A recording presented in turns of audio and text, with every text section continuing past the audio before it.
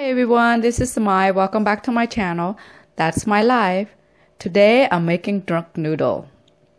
I like how easy this recipe is. Holy basil, garlic, chili pepper, all my favorite ingredient to cook with because it creates such a delicious flavor and smells so good.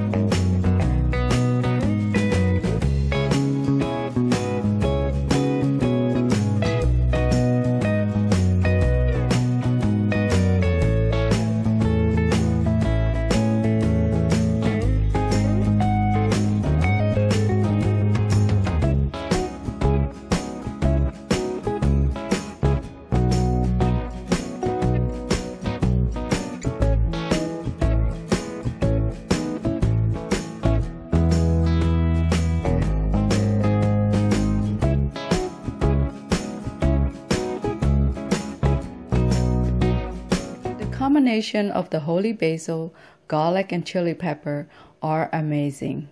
It smells so good. I cannot wait to dig in. Thank you everyone for watching. See you in the next video.